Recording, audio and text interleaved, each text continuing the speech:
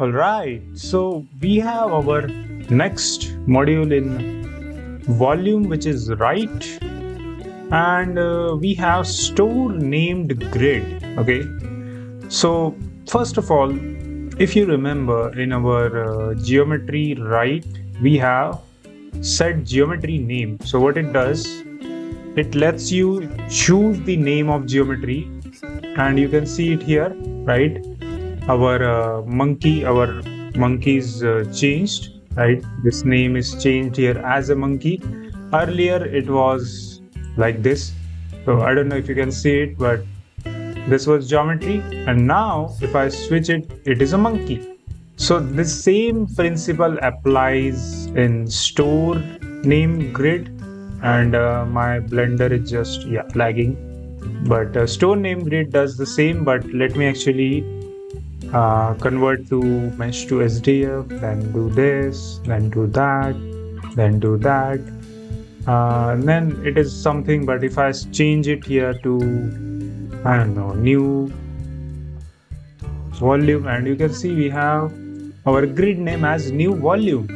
And if I change it, maybe, I don't know, monkey volume, and it changed my name in here. So it is exactly the same principle as our geometry set geometry name, but instead of setting a geometry name, it is storing a volume, the grid name. Okay, so yeah. Okay, so next node we have in volume right, which is a set grid background. And let me actually explain to you about this a little bit. So we have geometry, then we are converting it. I guess I don't need this. Okay, now we are converting it into a grid, and we have set grid background. Okay, so what this exactly is doing, it have a background slider, but what this background slider is simply, if you remember, we have something called as voxel amount in our this. So we have this voxel like a boundary on top of our geometry, and we can change the voxel amount, which means we can change the boundary. So what set grid background is doing, it lets us increase or decrease that unutilized values of that volume, of that voxel voxel amount, and we can use it. So I know it is little bit complex to understand, but it is basically, a value which is assigned to inactive or unutilized voxel and the tile of my current geometry, and then it is outputting that value in my grid to mesh, and that is exactly what it is doing. Again, we have data types of that grid. Currently this grid is float grid, but we can change it, obviously. I don't know where you use it, but it is doing that. So it is just using that unused voxel boundaries, and you can use it to shrink or do something, I don't know. But yeah, you can use it to animate much complex data in your scientific. Again, as I said, this entire volume node is about visualization and animation, so you can use this node for that purpose.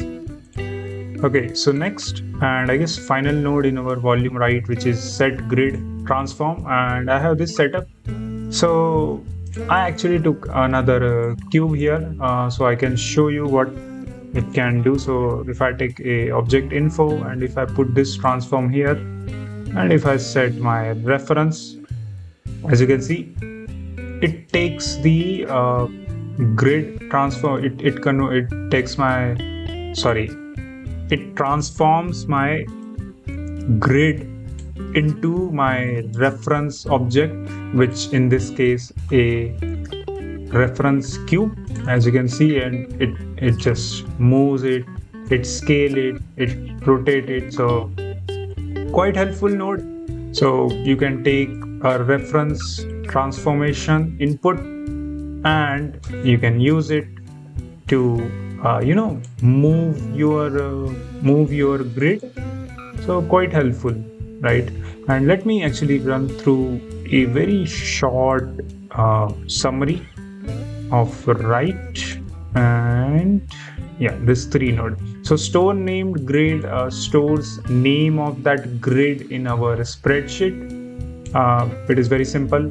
Set grid backgrounds lets you shrink or scale unutilized grid voxel amount with help of this background slider. And set grid transform takes your reference object and it just it just follow the transformation of that reference object. And yeah, that's it. Thanks for watching. Like and share this video and subscribe to channel so you don't miss the next part.